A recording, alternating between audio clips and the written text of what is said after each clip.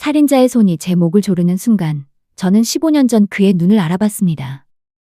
지하철에서 벌어진 이 충격적인 사건의 진실은 아무도 예상하지 못했어요. 겉으로는 단순한 폭행 사건으로 보였지만 그 이면에는 아프가니스탄 전쟁의 깊은 상처가 숨겨져 있었죠. 조직폭력배로 전락한 전직 육군 상사와 그가 목을 조른 여군 대령 사이에는 어떤 비밀이 있었을까요? 경찰서에서 펼쳐진 반전의 순간과 편지 속에 담긴 충격적인 진실, 그리고 무릎 꿇고 흐르는 눈물의 의미까지. 그럼 지금부터 전쟁의 트라우마가 빚어낸 운명적 만남과 치유의 여정을 시작하겠습니다. 서울 지하철 2호선은 퇴근길 인파로 가득 찼습니다. 오늘도 어김없이 지하철은 사람들의 한숨과 지친 표정으로 가득했어요. 저는 그 속에서 고요함을 유지하려 노력했습니다. 군인의 자세를 잃지 않으려는 습관 때문이었을까요? 핸드폰 화면에 비친 시계가 저녁 7시를 가리켰습니다. 국방부에서의 여군 인권 개선 회의는 예상보다 길어졌어요.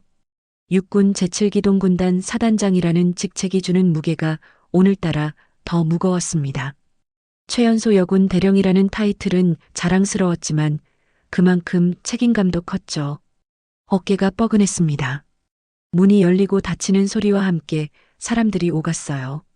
저는 손잡이를 꽉 붙잡은 채 창밖을 바라봤습니다. 도시의 불빛들이 마치 별처럼 반짝였어요. 이제 2정거장만 더 가면 집이었습니다. 오늘 밤엔 따뜻한 샤워를 하고 일찍 잠들고 싶었어요. 갑자기 지하철이 흔들렸습니다. 평소보다 강한 진동이었어요. 균형을 잡으려 손잡이를 더 꽉 잡았지만 몸이 앞으로 휘청거렸습니다. 그때였어요. 제 앞에 서 있던 남자와 세게 부딪혔습니다. 죄송합니다. 반사적으로 사과의 말이 나왔어요. 그런데 남자의 표정이 순간 일그러졌습니다. 평범한 부딪힘에 대한 반응이라고 보기엔 너무 과했어요. 그의 눈동자가 흔들렸습니다. 마치 무언가에 놀란 듯한 또는 공포에 질린 듯한 눈빛이었어요.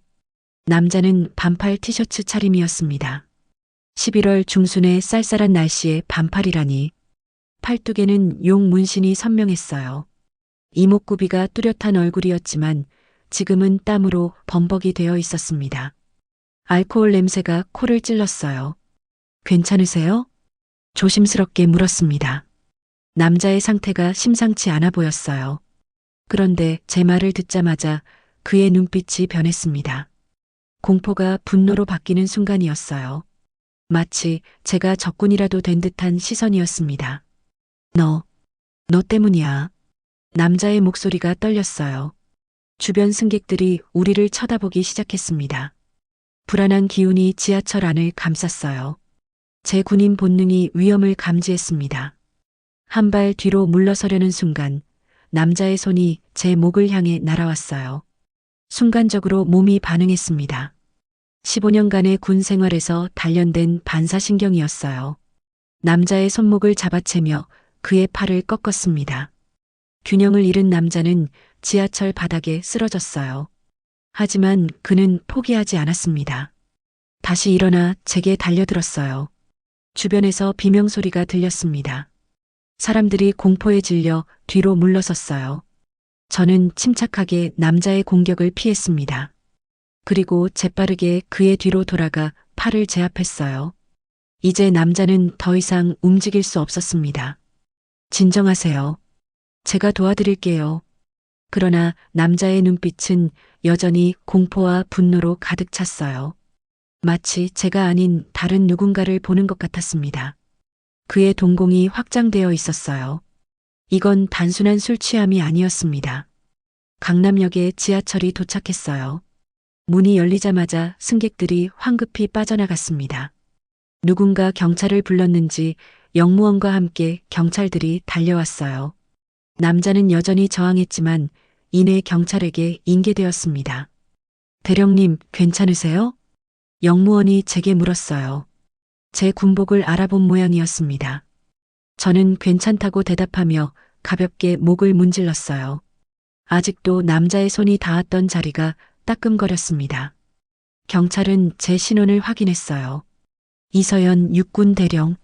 제 신분증을 보며 경찰관의 눈이 커졌습니다.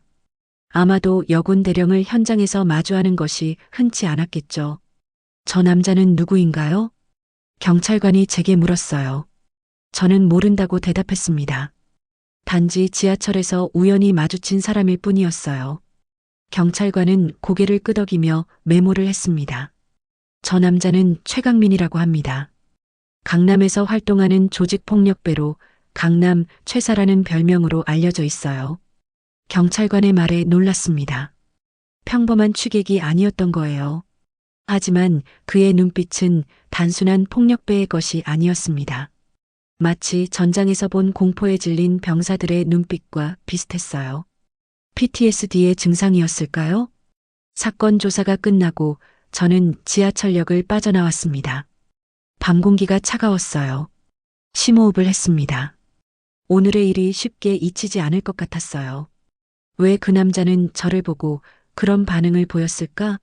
단순한 우연이었을까요? 아니면 무언가 더 깊은 이유가 있었을까요? 집으로 걸어가는 길, 머릿속은 온통 그 남자의 눈빛으로 가득했습니다. 그 눈빛 속에는 공포, 분노, 그리고 미안함? 잠시 그런 감정이 스쳐 지나간 것 같았어요. 하지만 확신할 수 없었습니다. 아파트 현관문을 열고 들어섰어요. 불을 켜자 텅 빈 집이 눈에 들어왔습니다. 벽에 걸린 군복과 훈장들. 이것이 제 삶의 전부였어요. 가방을 내려놓고 소파에 몸을 던졌습니다. 오늘의 일을 보고해야 할까요? 아니면 그냥 넘어갈까요? 잠시 고민했지만 결국 상부에 보고하기로 했어요. 사소한 일이라도 정확히 보고하는 것이 군인의 기본이니까요. 전화기를 들어 상관에게 전화를 걸었습니다. 간결하게 오늘 있었던 일을 보고했어요. 상관은 제 안전을 걱정하며 내일 출근할 때 조심하라고 당부했습니다. 전화를 끊고 샤워를 하기 위해 욕실로 향했어요. 따뜻한 물이 몸을 적시자 긴장이 풀렸습니다. 오늘의 일이 단순한 우연이길 바랐어요. 하지만 군인으로서의 직감은 이것이 끝이 아니라고 말하고 있었습니다. 왜 그 남자는 저를 그렇게 쳐다봤을까요? 마치 오래전부터 저를 알고 있었던 것처럼, 또는 저에게 원한이라도 있는 것처럼. 샤워를 마치고 침대에 누웠어요. 천장을 바라보며 생각에 잠겼습니다. 육군 사관학교 시절부터 지금까지 제 삶은 군대와 함께였어요. 여군으로서 겪었던 수많은 편견과 차별, 그것들을 극복하고 대령까지 오른 여정, 그 과정에서 제가 상처 준 사람이 있었을까요? 혹시 그 남자와 어딘가에서 마주친 적이 있었던 걸까요? 아무리 생각해도 기억나지 않았습니다. 최강민이라는 이름도 그 얼굴도 낯설었어요. 하지만 그의 눈빛만은 계속 제 머릿속에 맴돌았습니다. 공포, 분노, 그리고 미안함이 뒤섞인 복잡한 감정. 그것이 제게 향했다는 사실이 불편했어요. 잠을 청했지만 쉽게 잠들 수 없었습니다. 창밖으로 보이는 서울의 밤하늘은 별 하나 없이 어두웠어요. 마치 앞으로 다가올 일들을 암시하는 것 같았습니다. 이 사건이 단순한 해프닝으로 끝날지 아니면 제 삶을 뒤흔들 시작점이 될지는 아무도 알 수 없었어요. 눈을 감았습니다. 내일은 평소와 같은 하루가 되길 바라며. 하지만 마음 한구석에서는 이미 알고 있었어요. 오늘의 만남은 우연이 아니었다는 것을. 그리고 이것이 새로운 이야기의 시작일 뿐이라는 것을. 그날 밤 꿈속에서 저는 또다시 그 남자와 마주했습니다. 하지만 이번에는 지하철이 아닌 어딘가 낯선 곳이었어요. 그리고 그는 제게 무언가를 말하려 했습니다. 하지만 소리가 들리지 않았어요. 그의 입술만 계속해서 움직였습니다. 뭐라고 말하는 걸까요? 왜 그렇게 필사적으로 보였을까요? 아침이 되어 알람 소리에 눈을 떴습니다. 꿈의 내용은 기억나지 않았지만 가슴 한편이 무거웠어요. 마치 무언가 중요한 것을 놓친 것 같은 기분이었습니다. 창밖으로 보이는 아침 햇살이 눈부셨어요. 새로운 하루가 시작되었습니다. 하지만 어쩐지 어제와는 다른 하루가 될 것 같은 예감이 들었습니다. 군복으로 갈아입고 거울을 바라봤어요. 이서연 대령, 강인함과 결단력으로 여기까지 올라온 여군. 그런데 왜 오늘은 제 눈빛이 흔들리고 있었을까요? 마치 무언가를 두려워하는 것처럼 깊게 숨을 들이마시고 내뱉었습니다. 아무리 복잡한 상황이라도 군인은 침착함을 잃어서는 안 됩니다. 현관문을 나서며 다짐했어요. 어제의 일은 그저 우연일 뿐이라고. 하지만 마음속 깊은 곳에서는 알고 있었습니다. 이것이 단순한 우연이 아니라는 것을, 그리고 머지않아 그 남자와 다시 마주하게 될 것이라는 것을. 운명은 때로 예상치 못한 방식으로 우리를 이어주곤 합니다. 그리고 그날 지하철에서의 충돌은 제 인생의 새로운 장의 시작이었어요. 강남경찰서의 형광등 불빛이 내 얼굴을 비췄습니다. 어젯밤의 일로 인해 모든 계획이 틀어졌어요. 지하철에서 만난 그 여자, 아니 그 여군 대령. 왜 하필 그날 그 시간에 그 자리에 있었던 걸까요? 경찰관이 내 신상 정보를 조회하고 있었습니다. 그의 표정이 순간 굳어졌어요. 화면에 나타난 무언가를 보고 놀란 듯 했습니다. 이미 알고 있었죠. 내 과거가 드러나는 순간이라는 것을. 최강민 씨, 2008년 육군 상사로 아프가니스탄에 파병되셨던 기록이 있네요. 경찰관의 목소리에 담긴 놀라움이 느껴졌습니다. 평범한 조직 폭력배가 아니라 군 경력자라는 사실이 의외였나 봐요. 과거의 기억들이 물밀듯이 밀려왔습니다. 15년 전 그 지옥 같았던 날들. 머릿속에서 헬멧을 쓰고 방탄복을 입은 모습이 그려졌어요. 2008년 11월 23일 아프가니스탄 헬만드주. 그날의 하늘은 유난히 맑았습니다. 불길한 예감이 들었던 날이었어요. 손바닥에 땀이 배어났습니다. 기억의 파편들이 하나둘씩 모여 완전한 그림을 그리기 시작했어요. 우리 부대는 탈레반의 움직임을 감시하는 정찰 임무를 맡았습니다. 험준한 산길을 따라 조심스럽게 이동하고 있었어요. 저는 당시 소대장이었습니다. 모두의 안전을 책임져야 했어요. 이준호 병장은 제 바로 뒤에서 걸었습니다. 얼마 전 약혼했다는 소식을 들려주던 그의 밝은 표정이 아직도 생생해요. 갑자기 주변이 조용해졌습니다. 너무 조용했어요. 그리고 그 순간 모든 것이 지옥으로 변했습니다. 사방에서 총성이 울렸어요. 매복이었습니다. 우리는 완벽하게 함정에 빠졌어요. 엎드려. 제 목소리가 메아리쳤습니다. 모두가 재빨리 몸을 숙였어요. 하지만 이미 늦었습니다. 이준호의 몸이 앞으로 쓰러졌어요. 그의 가슴에서 붉은 피가 흘러나왔습니다. 머리가 아팠어요. 경찰서의 형광등 불빛이 순간 아프가니스탄의 뜨거운 태양으로 변했습니다. 귀에서는 총성과 비명소리가 멈추지 않았어요. 숨이 가빠졌습니다. 최강민 씨, 괜찮으세요? 경찰관의 목소리에 현실로 돌아왔습니다.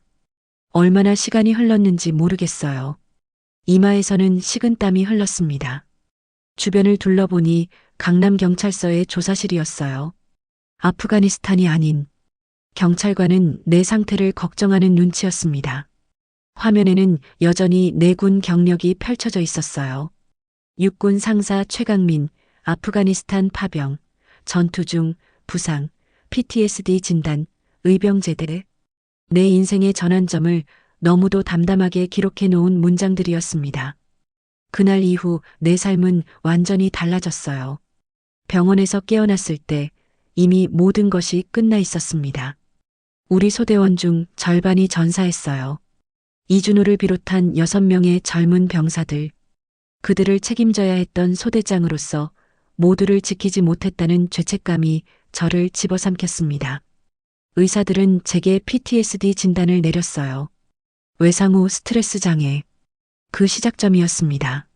악몽, 불면증, 플래시백. 밤마다 찾아오는 그날의 기억들. 더 이상 군 생활을 할 수 없었어요. 결국 의병 제대를 하게 되었습니다. 제대 후의 삶은 더 큰 지옥이었어요.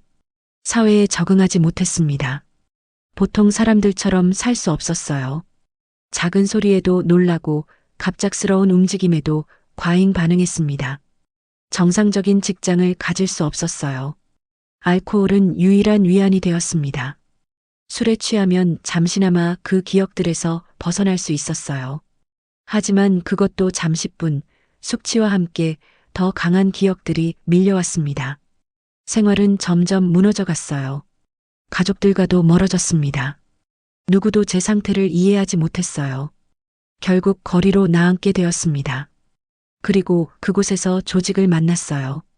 그들은 제 군사 기술과 강인함을 높이 샀습니다. 처음으로 누군가에게 필요한 존재가 된 것 같았어요. 강남 최사라는 별명이 붙기 시작했습니다. 주먹 한 번으로 3명을 쓰러뜨린다는 소문이 돌았어요. 하지만 그 누구도 몰랐습니다.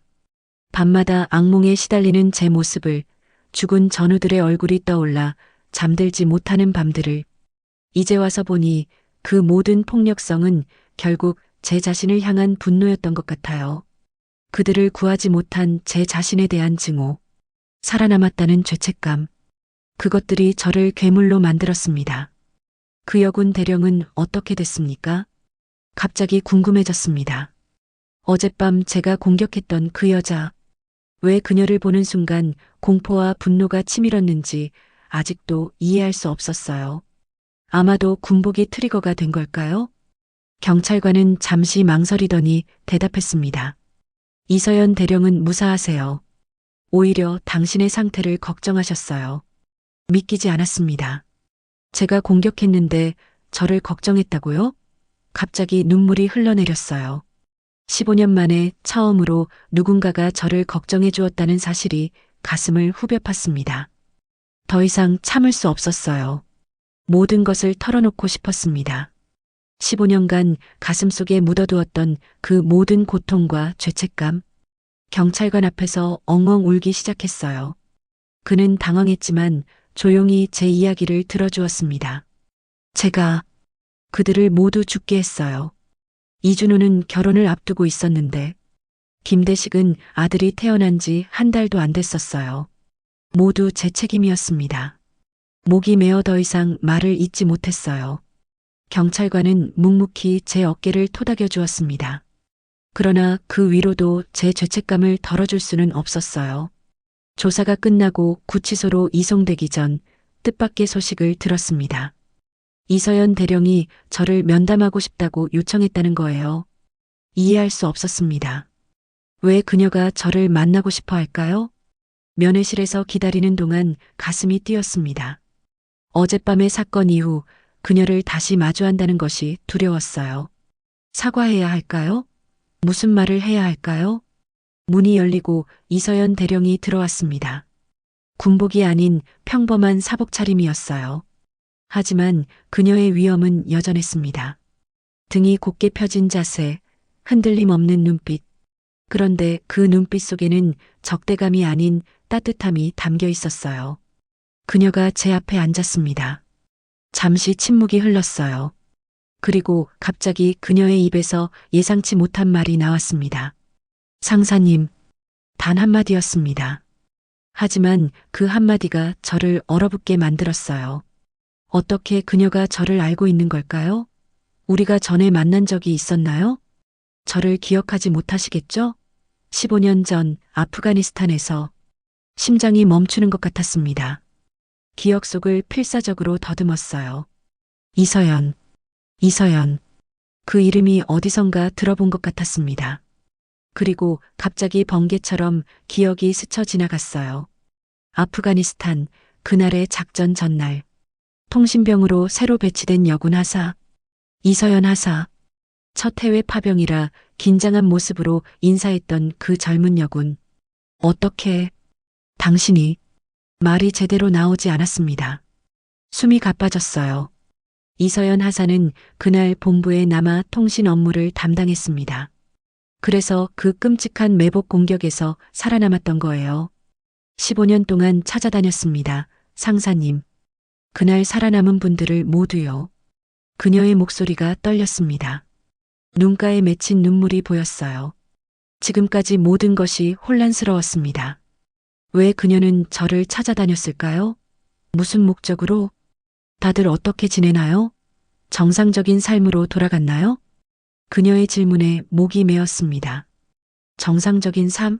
저에게는 더 이상 그런 것이 없었어요. 그녀의 눈을 똑바로 볼 수 없었습니다.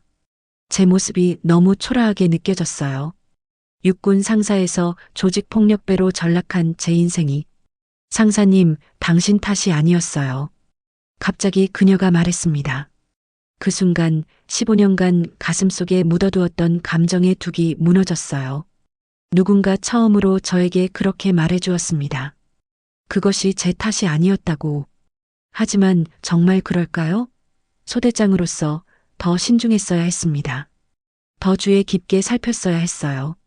그랬다면 매복을 미리 알아차릴 수 있었을지도 모릅니다. 왜 저를 찾아오셨습니까? 떨리는 목소리로 물었습니다. 이서연 대령은 잠시 침묵했어요. 그리고 천천히 손을 뻗어 테이블 위에 놓인 제 손을 잡았습니다. 살아남은 자의 의무를 다하기 위해서요. 그 말이 제 가슴을 파고들었습니다. 살아남은 자의 의무. 저는 그것을 잊고 살았어요. 아니, 의도적으로 외면했던 것 같습니다. 죄책감에 빠져 자기 파괴적인 삶을 살아왔어요. 이서연 대령의 손이 따뜻했습니다. 15년 만에 처음으로 제가 완전히 혼자가 아니라는 느낌이 들었어요. 누군가 제 고통을 이해하고 제 짐을 함께 나눠지려 한다는 것이. 창문 너머로 보이는 하늘이 유난히 맑았습니다. 아프가니스탄의 그날처럼. 하지만 이번에는 불길한 예감 대신 작은 희망이 가슴 한켠에 자리 잡았어요. 어쩌면 이제야 저의 진정한 치유가 시작될지도 모른다는. 면회실의 형광등 불빛이 이서연 대령의 얼굴을 비추고 있었습니다. 그녀의 눈에서 읽을 수 없는 감정이 느껴졌어요. 슬픔일까요? 아니면 분노일까요? 제가 감정을 읽는데 서툴러서일까요? 아니면 그녀가 감정을 숨기는데 능숙해서일까요? 이서연 대령이 서류 봉투를 테이블 위에 올려놓았습니다. 천천히 봉투를 열고 서류들을 꺼냈어요. 군 복무 기록이었습니다. 제 이름이 선명하게 적혀 있었어요. 최강민, 육군 상사. 당신의 기록을 확인했습니다. 그녀의 목소리는 차분했지만 그 안에 감춰진 떨림이 느껴졌어요. 그녀가 서류를 넘기며 말했습니다. 제군 경력, 훈련 기록, 파병 내역이 모두 담겨 있었어요. 어떻게 그녀가 이런 기밀 서류를 볼 수 있었는지 궁금했습니다. 육군 대령이라면 가능한 일이에요. 마치 제 생각을 읽기라도 한 듯 그녀가 말했습니다. 입술을 꽉 깨물었어요. 15년 전의 제 모습이 서류에 담겨 있었습니다. 최우수 훈련병 출신, 특전사 교육 우수 수료, 여러 차례의 표창, 모두 먼 과거의 이야기 같았어요. 그날에 대해 말해주세요. 단호한 그녀의 요청에 가슴이 조여들었습니다. 그날, 2008년 11월 23일, 제 인생의 모든 것이 바뀐 그날, 아직도 꿈에서 벗어나지 못하는 그날의 기억들, 숨을 깊게 들이마셨습니다. 이제는 말할 때가 되었어요. 15년 동안 가슴속에 묻어두었던 진실을, 아직도 생생한 그날의 기억을 하나하나 꺼내기 시작했습니다. 정찰 임무를 수행하던 우리 소대, 험준한 산길을 따라 조심스럽게 이동했어요. 저는 선두에서 길을 인도했습니다. 이준호 병장은 제 바로 뒤에서 걸었어요. 그는 항상 밝은 미소를 지니고 있었습니다. 몇 주 전 약혼 소식을 전해 들은 후로 더 행복해 보였어요. 상사님, 제대하면 꼭 결혼식에 와주세요. 그의 말이 귓가에 맴돌았습니다. 갑자기 느껴진 위험. 너무 조용했어요. 새소리도 벌레 소리도 들리지 않았습니다. 무언가 잘못되었다는 직감이 들었어요. 그리고 그 순간 사방에서 총성이 울렸습니다. 엎드려 외치는 순간 이준호의 몸이 쓰러졌어요. 가슴에 맞았습니다. 붉은 피가 그의 군복을 적셨어요. 그의 눈에서 생명이 빠져나가는 것이 보였습니다. 마지막 순간 그의 입술이 움직였어요. 뭐라고 말하려 했을까요? 제 목소리가 떨리기 시작했습니다. 이서연 대령의 얼굴이 창백해졌어요.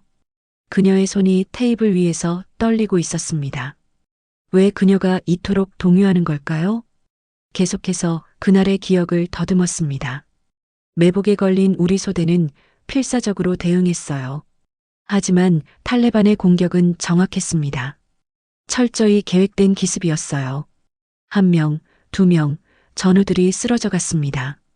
저는 부상자들을 끌어내기 위해 필사적으로 노력했어요. 이준호의 몸을 끌어안고 안전한 곳으로 이동하려 했습니다. 그때 느껴진 강한 충격. 제 어깨를 관통한 총알. 통증보다 먼저 찾아온 것은 분노였어요. 동료들을 구하지 못한다는 절망감. 이서연 대령의 얼굴에 눈물이 맺혔습니다. 왜 그녀가 이토록 슬퍼하는 걸까요? 단지 같은 부대였다는 이유만으로? 아니면 다른 이유가 있었을까요? 그리고 정신을 잃었습니다. 깨어났을 때는 이미 독일 군병원이었어요. 살아남은 사람이 몇 명인지 물었지만 아무도 정확한 대답을 해주지 않았습니다. 목이 메어 더 이상 말을 잇지 못했어요. 이서연 대령은 잠시 침묵했습니다. 그리고 천천히 가방에서 봉투 하나를 꺼냈어요. 낡은 편지 봉투였습니다. 15년의 세월이 고스란히 담긴 듯 했어요.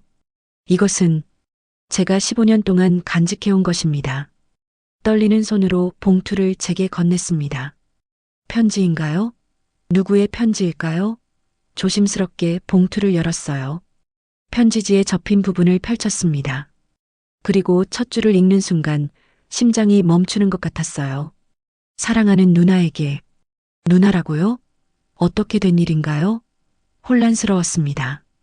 계속해서 편지를 읽어내려갔어요. 누나, 아프가니스탄에 도착한 지 벌써 3달이 지났어. 여기 날씨는 정말 덥지만 밤에는 꽤 추워. 걱정 마, 나 잘 지내고 있어. 최강민 상사님이 항상 우리를 잘 이끌어 주셔. 정말 멋진 분이야. 다음 달이면 임무가 끝나고 귀국해. 그때 약혼녀 소개시켜 줄게. 아, 그리고 아버지께 안부 전해줘. 중령님께서는 여전히 바쁘시겠지? 사랑해, 누나. 곧 만나자. 마이너스 이준호가. 손이 떨려 편지를 거의 떨어뜨릴 뻔했습니다. 이준호. 그가 이서연 대령의 동생이었다고요? 어떻게 이런 일이. 믿기지 않았어요. 고개를 들어 이서연 대령을 바라봤습니다. 그녀의 눈에서는 눈물이 흘러내리고 있었어요. 이준호는 제 동생이었습니다. 그녀의 목소리가 떨렸어요. 갑자기 모든 것이 이해되기 시작했습니다. 왜 그녀가 저를 찾아다녔는지, 왜 그토록 그날의 진실을 알고 싶어 했는지, 그리고 이정훈 중령은 우리 아버지셨습니다. 두 번째 충격이 밀려왔어요. 이정훈 중령. 그 이름은 너무나 잘 알고 있었습니다. 제가 군에 입대했을 때부터 저를 지도해 주셨던 멘토. 그분의 자녀들이 이준호와 이서연이었다니. 심장이 빠르게 뛰었습니다.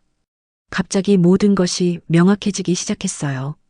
제가 아프가니스탄에 파병될 때 이정훈 중령님께서 특별히 챙겨주셨던 이유, 그리고 이준호가 제 소대에 배치된 이유. 중령님은, 아버지는 돌아가시기 전에 항상 말씀하셨어요. 최강민 상사는 훌륭한 군인이었다고. 이서연 대령의 말에 가슴이 찢어지는 것 같았습니다. 이정훈 중령님은 제가 복귀한 후에도 저를 변함없이 지지해 주셨어요. PTSD로 고통받을 때도, 의병 제대를 결정했을 때도. 그런데 그분의 아들이, 제 책임 하에 있던 병사가 더 이상 참을 수 없었습니다. 의자에서 일어나 바닥에 무릎을 꿇었어요. 머리를 깊이 숙였습니다. 눈물이 바닥으로 떨어졌어요. 용서해 주세요. 정말 죄송합니다. 이준호를 지키지 못해서. 목이 메어 더 이상 말을 잇지 못했습니다. 15년 동안 쌓아온 죄책감과 후회가 한꺼번에 터져나왔어요. 어깨가 격렬하게 떨렸습니다. 따뜻한 손길이 제 어깨에 닿았어요. 고개를 들어보니 이서연 대령이 제 앞에 무릎을 꿇고 앉아 있었습니다. 그녀의 눈에는 분노가 아닌 이해와 용서가 담겨 있었어요. 당신의 잘못이 아니었어요, 상사님. 전쟁은 그런 거잖아요. 그녀의 말에 더욱 눈물이 흘러내렸습니다. 15년 동안 단 한 번도 들어보지 못한 말이었어요. 그것이 제 잘못이 아니었다는, 제가 용서받을 수 있다는. 이서연 대령의 팔이 제 어깨를 감쌌습니다. 처음으로 누군가에게 안겨 올 수 있었어요. 15년간 혼자 견뎌온 고통을 누군가와 나눌 수 있었습니다. 그 누군가가 하필 이준호의 누나라는 사실이 더욱 가슴 아팠지만 동시에 위로가 되었어요. 고소를 취하하겠습니다. 이서연 대령의 말이 귓가에 맴돌았습니다. 고개를 들어 그녀의 눈을 바라봤어요. 확고한 결심이 담긴 눈빛이었습니다. 대신 한 가지 조건이 있어요. 그녀의 요청은 의외였습니다. 치료를 받으라는 것. 제대로 된 PTSD 치료를. 15년 동안 미루고 미뤄온 그것을. 머리를 끄덕였어요. 이제는 정말 변해야 할 때였습니다. 이준호와 다른 전우들을 위해서라도. 다음 날 저는 경찰서에서 풀려났습니다. 이서연 대령이 약속대로 고소를 취하했어요. 그리고 그녀는 저를 서울대병원 정신건강의학과로 데려갔습니다. 제 인생에서 처음으로 찾은 정신과 의사였어요. 병원 복도는 하얗고 깨끗했습니다. 소독약 냄새가 코를 찔렀어요. 마음이 불안했지만 이서연 대령이 옆에서 힘이 되어 주었습니다. 그녀가 없었다면 아마 이곳에 발을 들이지 못했을 거예요. 의사 선생님은 친절했습니다. 제 상태에 대해 자세히 물어봤어요. PTSD 증상, 알코올 의존, 불면증, 플래시백. 15년 동안 저를 괴롭혀온 모든 것들을 이야기했습니다. 처음으로 누군가에게 솔직하게 제 상태를 털어놓을 수 있었어요. 진료가 끝나고 처방전을 받았습니다. 약물 치료와 함께 정기적인 상담을 받기로 했어요. 길고 어려운 여정이 될 것이라고 의사 선생님이 말씀하셨습니다. 하지만 이제는 혼자가 아니었어요. 병원을 나오는 길, 하늘이 맑았습니다. 15년 만에 처음으로 마음의 짐이 조금 가벼워진 것 같았어요. 아직 완전히 치유된 것은 아니지만 첫걸음을 내딛었다는 사실만으로도 의미가 있었습니다. 이제 어떻게 될까요? 불안한 마음에 이서연 대령에게 물었습니다. 그녀는 잠시 생각하더니 미소를 지었어요. 한 걸음씩 나아가는 거죠. 천천히 하지만 꾸준히. 그녀의 말에 고개를 끄덕였습니다. 한 걸음씩. 15년 동안 멈춰있던 제 인생이 다시 움직이기 시작했어요. 이준호와 다른 전우들에게 부끄럽지 않은 삶을 살기 위해, 그리고 저 자신을 위해서. 이서연 대령의 손이 제 어깨를 토닥였습니다. 그녀의 눈에는 희망이 담겨 있었어요. 이상하게도 그 희망이 저에게도 전해지는 것 같았습니다. 오랜만에 느껴보는 감정이었어요. 앞으로의 삶에 대한 작은 기대. 그것이 치유의 시작이었습니다. 서울대병원 정신건강의학과 상담실에서 의사가 내민 설문지를 바라봤습니다. 지난 한 주 동안 악몽을 꾼 횟수는? 펜을 들어 숫자 6이라고 적었어요. 일주일에 6번. 거의 매일 밤마다 그날의 기억이 찾아왔습니다. 눈을 감기가 두려울 정도였어요. 첫 번째 치료 세션은 생각보다 훨씬 힘들었습니다. 15년 동안 억눌러왔던 기억의 문을 여는 것은 마치 고통스러운 상처를 다시 찢어내는 것과 같았어요. 의사 선생님은 그것이 치유의 첫걸음이라고 말씀하셨지만 몸은 쉽게 받아들이지 못했습니다. 상담실을 나와 대기실로 향했어요. 이서연 대령이 잡지를 읽으며 기다리고 있었습니다. 그녀는 제 표정을 보고 금방 알아챘어요. 무언가 말하려다 그만두고 그저 제 어깨를 토닥여 주었습니다. 그 작은 위로가 고마웠어요. 첫 주는 정말 지옥 같았습니다. 약을 먹고 나면 머리가 멍해졌어요. 집중하기 어려웠고 입이 마르고 가끔은 현기증도 났습니다. 의사 선생님은 이런 부작용이 시간이 지나면 나아질 거라고 했지만 순간순간이 견디기 힘들었어요. 그런데도 이서연 대령은 한 번도 빠지지 않고 저를 병원에 데려다 주었습니다. 바쁜 일정에도 불구하고 매주 시간을 내주었어요. 처음에는 미안한 마음이 컸습니다. 이준호의 누나에게 이런 신세를 지는 것이 불편했어요. 하지만 그녀는 한 번도 그것을 부담스러워하지 않았습니다. 치료 2주차에 들어서자 의사 선생님은 노출 치료를 시작하자고 제안했습니다. 트라우마의 근원이 되는 기억을 직접 마주하는 방법이었어요. 제 몸이 긴장으로 굳어졌습니다. 아프가니스탄의 그날을 다시 떠올리는 것만으로도 숨이 막혔어요. 하지만 시작해야 했습니다. 천천히 조금씩 의사 선생님의 안내에 따라 그날의 기억을 하나씩 꺼내기 시작했어요. 헬만드주의 뜨거운 태양, 산길의 먼지 냄새, 이준호의 밝은 미소, 그리고 갑자기 들려온 총성. 이야기를 하는 동안 온몸이 떨렸습니다. 식은땀이 흘렀어요.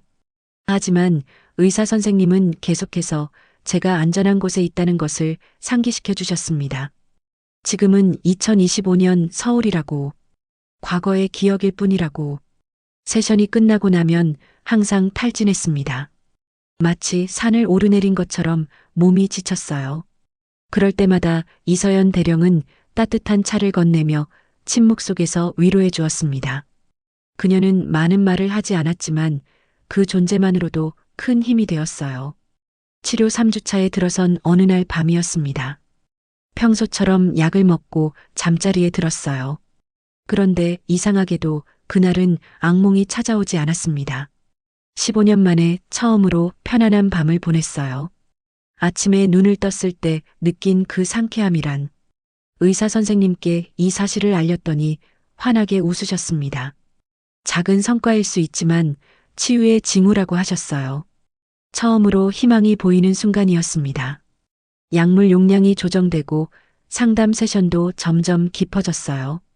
이제는 아프가니스탄의 기억을 떠올려도 전처럼 공황 상태에 빠지지 않게 되었습니다.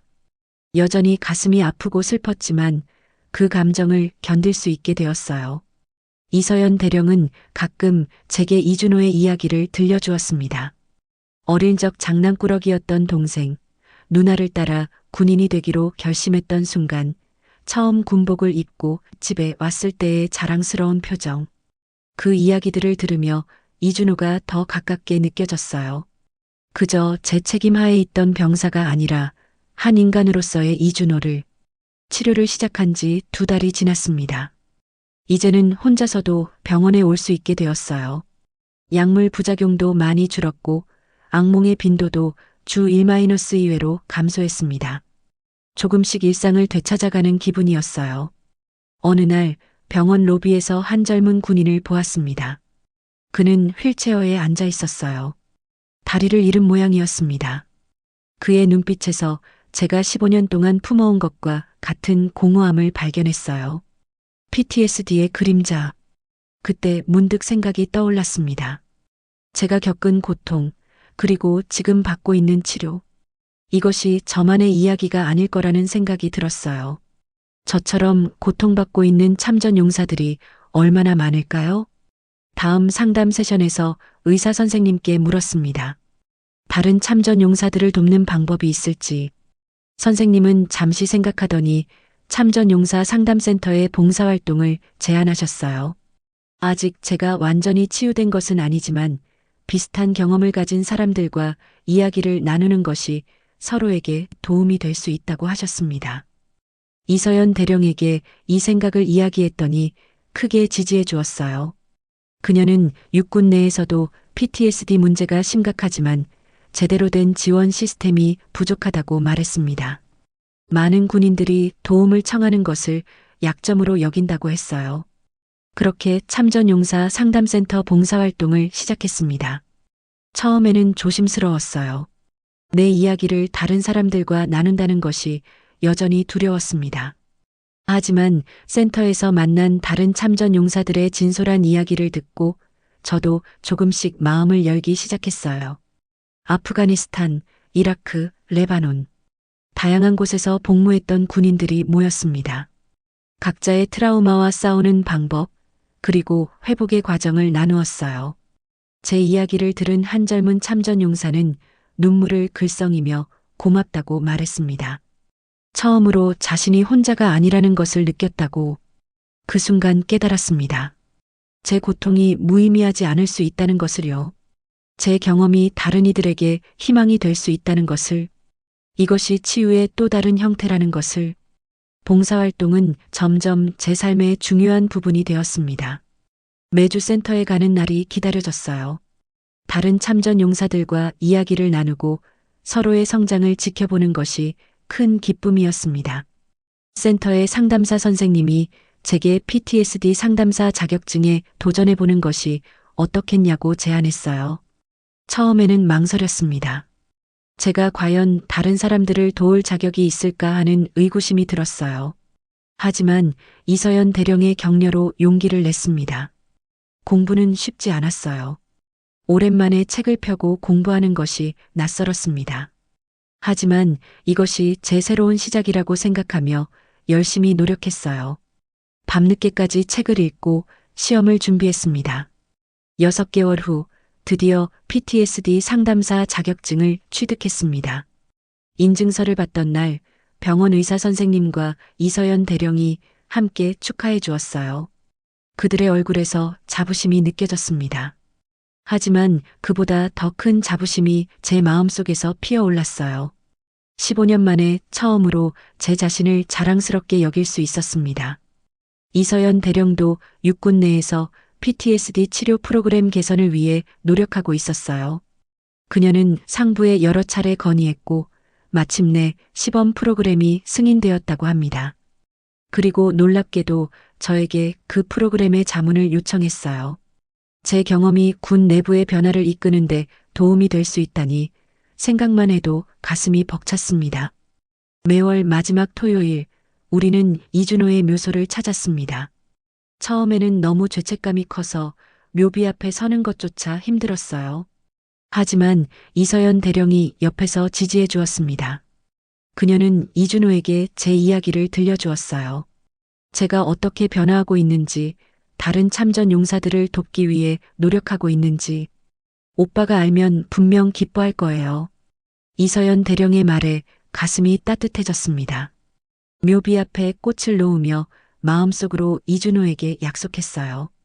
그의 죽음이 헛되지 않게 하겠다고, 그의 희생을 기억하고 그 의미를 살려내겠다고. 치료를 시작한 지 1년이 되던 날 의사 선생님은 제 상태가 크게 호전되었다고 말씀하셨습니다. 약물 용량도 많이 줄었고 악몽의 빈도도 월 1-2회로 감소했어요. 완전한 치유는 아직 멀었지만 분명한 진전이었습니다. 이서연 대령과 저는 병원 근처 카페에서 이 작은 승리를 축하했어요. 1년 전만 해도 상상할 수 없었던 평온함을 느꼈습니다. 창밖으로 보이는 하늘이 유난히 맑았어요. 상사님, 이제 무슨 계획이 있으세요? 이서연 대령의 질문에 잠시 생각에 잠겼습니다. 1년 전에는 내일을 생각할 여유조차 없었어요. 하지만 지금은 미래를 그려볼 수 있게 되었습니다. 더 많은 참전 용사들을 돕고 싶습니다. 그들이 저처럼 15년을 헤매지 않도록요. 제 대답에 이서연 대령이 따뜻하게 미소 지었습니다. 그녀의 눈에서 이준호의 모습이 보이는 것 같았어요. 같은 눈매, 같은 미소. 이준호는 떠났지만 그의 정신은 여전히 우리와 함께였습니다. 카페를 나오며 하늘을 올려다봤습니다. 어딘가에서 이준호와 다른 전우들이 저를 지켜보고 있을 것 같았어요. 이제는 그 생각이 두렵지 않았습니다. 오히려 그들의 기억이 제게 힘이 되었어요. 길을 걸으며 깊게 숨을 들이마셨습니다. 봄바람이 얼굴을 스쳤어요. 15년 만에 처음으로 진정한 평화를 느꼈습니다. 아직 가야 할 길이 멀지만 이제는 혼자가 아니었어요. 그리고 무엇보다 스스로를 용서하기 시작했습니다. 치유의 여정은 계속되고 있었습니다. 하루하루 한 걸음씩 서울 강남구에 위치한 마음치유센터의 문을 열었습니다. 오늘도 많은 내담자들이 저를 기다리고 있었어요. 벽에 걸린 달력이 2027년 11월을 가리키고 있었습니다. 그날의 지하철 사건으로부터 정확히 2년이 지났어요. 2년. 짧지만 긴 시간이었습니다. 그 시간 동안 제 인생은 완전히 달라졌어요. 지금의 제 모습을 2년 전에 상상이나 했을까요? 서울에서 가장 성공적인 PTSD 전문 상담사라니. 상담실 문 앞에 붙은 최강민 상담사 명패가 여전히 어색하게 느껴졌습니다. 오늘의 첫 내담자는 아프가니스탄에서 복귀한 지 6개월 된 젊은 하사였어요. 처음 왔을 때는 눈빛이 공허했습니다. 제가 15년 전에 그랬던 것처럼요. 하지만 오늘은 달랐어요. 그의 얼굴에 처음으로 미소가 보였습니다. 제가 개발한 치료 프로그램이 효과를 보이고 있었어요. 트라우마 통합 치료법이라고 이름 붙인 이 프로그램은 약물 치료, 인지행동 치료, 그리고 동료 상담을 결합한 것이었습니다. 전통적인 치료법에 제 경험을 더했어요. 그 결과는 놀라웠습니다. 85%의 완치율.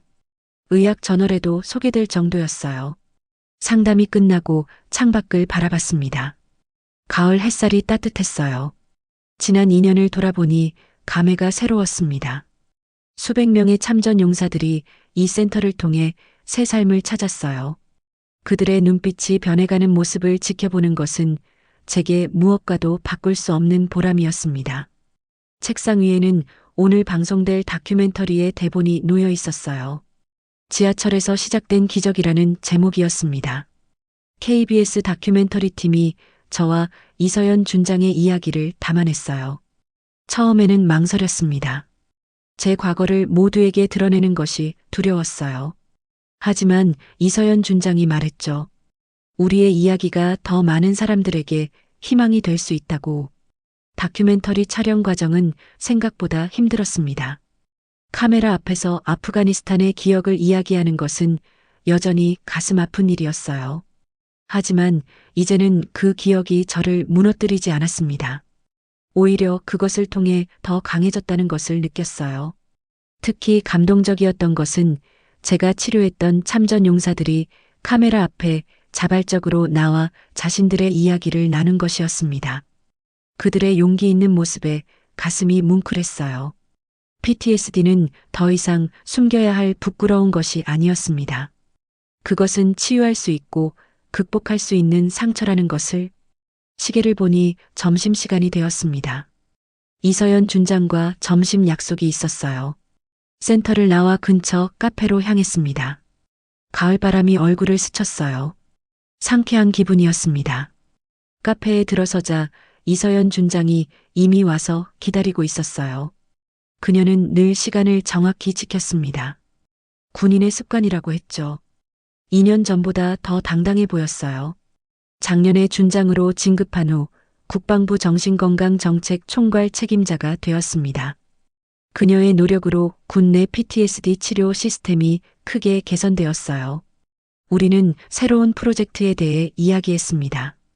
전후의 치유센터라는 이름의 새로운 센터를 공동으로 설립하는 것이었어요. 국방부와 보건복지부의 지원을 받아 전국 각지에 분원을 세울 계획이었습니다. 더 많은 참전 용사들에게 도움의 손길을 내밀고 싶었어요. 이서연 준장의 눈빛에서 열정이 느껴졌습니다.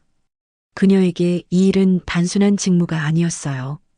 동생 이준호를 잃은 슬픔을 의미 있는 행동으로 승화시키는 과정이었습니다. 그녀의 강인함이 늘 존경스러웠어요. 점심을 마치고 사무실로 돌아오는 길에 핸드폰이 울렸습니다. 국방부 대변인실이었어요. 다큐멘터리 방영 전 마지막 확인 사항이 있다고 했습니다. 모든 것이 순조롭게 진행되고 있었어요. 사무실에 도착하자 직원들이 분주하게 움직이고 있었습니다. 내일은 특별한 날이었어요. 11월 15일 트라우마 극복의 날 기념행사를 준비하고 있었습니다. 작년에 처음 시작한 이 행사는 PTSD와 싸우는 모든 이들을 위한 날이었어요. 이 날을 기념일로 정한 것은 제가 이서연 준장과 처음 만난 날이기도 했기 때문입니다. 행사장 배치도를 확인하며 감회에 젖었습니다. 2년 전 저는 강남 최사라 불리는 조직폭력배였어요. 술에 취해 지하철에서 낯선 여군을 공격했던 사람. 그런 제가 지금은 수백 명의 사람들 앞에서 연설하는 상담사가 되었습니다. 인생이란 참 예측할 수 없는 것이었어요. 오후 상담을 마치고 TV를 켰습니다. 다큐멘터리가 시작되려는 참이었어요. 화면에 등장한 제 모습이 어색했습니다. 카메라는 제 상담실, 그리고 참전 용사들과 이야기를 나누는 모습을 담았어요. 이서연 준장의 인터뷰도 이어졌습니다. 다큐멘터리는 우리의 첫 만남부터 시작했습니다. 지하철에서의 그 불행한 사건, 그리고 경찰서에서 밝혀진 충격적인 진실, 이준호의 누나와 소대장의 재회. 우리의 이야기는 마치 소설 같았어요. 하지만 그것은 현실이었습니다. 우리가 함께 걸어온 아픔과 치유의 여정. 프로그램이 끝나갈 무렵 핸드폰이 쉴 새 없이 울렸습니다. 친구들과 동료들, 그리고 치료받았던 참전 용사들의 응원 메시지였어요. 다큐멘터리가 많은 이들에게 감동을 주었다는 것을 느낄 수 있었습니다. 밤이 깊어갔습니다. 창밖으로 서울의 밤하늘이 보였어요. 2년 전 그날 밤에도 이렇게 창밖을 바라봤던 기억이 났습니다. 그때는 절망과 죄책감으로 가득했었지만 지금은 다른 감정이 가슴을 채웠어요. 희망, 그리고 감사함. 다음 날 아침 행사장에 도착했습니다. 이미 많은 사람들이 모여 있었어요. 참전 용사들과 그 가족들, 군 관계자들, 그리고 PTSD로 고통받는 일반 시민들까지 모두가 한자리에 모였습니다. 무대 위로 올라가 마이크 앞에 섰습니다. 수백 명의 시선이 저를 향했어요. 예전 같았으면 공포에 질렸겠지만 이제는 달랐습니다. 깊게 숨을 들이마시고 이야기를 시작했어요. 제 이야기, 아프가니스탄에서의 경험, 15년간의 고통, 그리고 이서연 준장과의 만남을 통한 치유. 모든 것을 솔직하게 털어놓았습니다. 청중들의 눈에서 공감과 이해가 느껴졌어요. 누군가는 조용히 눈물을 닦았습니다. 연설을 마치고 이서연 준장에게 마이크를 넘겼습니다. 그녀는 군 내 PTSD 정책 변화에 대해 이야기했어요. 더 이상 PTSD가 약함의 표시가 아니라 치유해야 할 상처로 인식되고 있다고. 그녀의 목소리에는 확신과 열정이 담겨 있었습니다.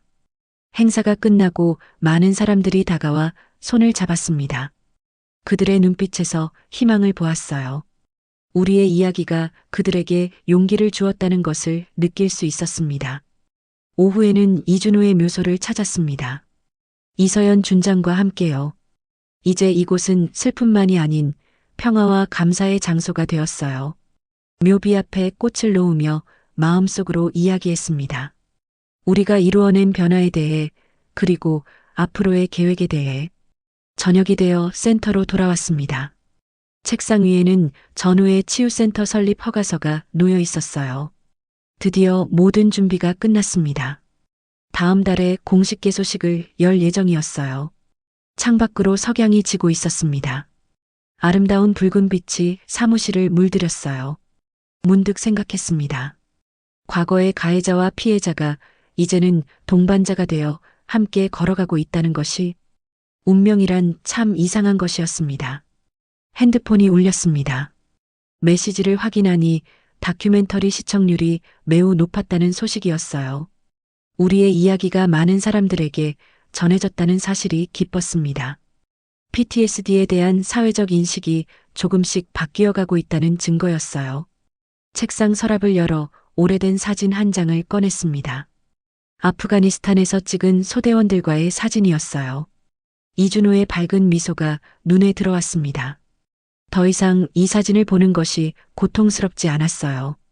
이제는 감사함과 따뜻한 기억으로 가득했습니다. 창밖의 서울거리는 여전히 분주했습니다. 사람들은 각자의 삶을 살아가고 있었어요. 그들 중에도 보이지 않는 상처를 안고 살아가는 이들이 있겠죠. 이제 저는 그들에게 손을 내밀 수 있는 사람이 되었습니다. 더 이상 혼자가 아니라는 것을, 치유는 가능하다는 것을 알려주고 싶었어요. 사무실 불을 끄고 나왔습니다. 내일도 새로운 하루가 시작될 거예요. 더 많은 이야기, 더 많은 만남, 그리고 더 많은 치유의 순간들. 이것이 제 새로운 삶이 되었습니다. 귀가하는 길에 지하철을 탔습니다. 2년 전 그날, 바로 이 지하철에서 모든 것이 시작되었죠. 운명의 장난 같았어요.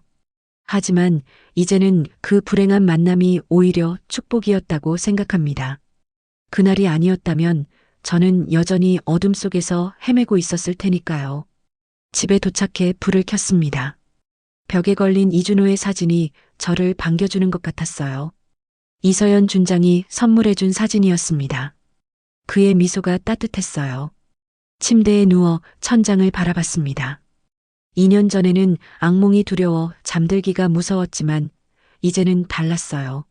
내일에 대한 기대감으로 가슴이 설렜습니다. 우리의 상처는 완전히 사라지지 않을지도 모릅니다. 하지만 그 상처와 함께 살아가는 법을 배웠어요.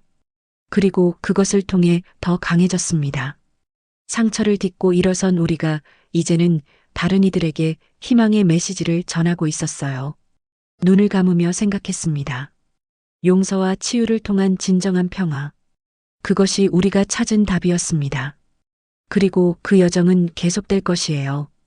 더 많은 사람들에게 희망을 전하기 위해, 더 많은 상처를 치유하기 위해. 오늘도 악몽 없는 밤이 찾아왔습니다. 평온한 잠에 빠져들었어요. 내일은 또 다른 시작이 될 것입니다.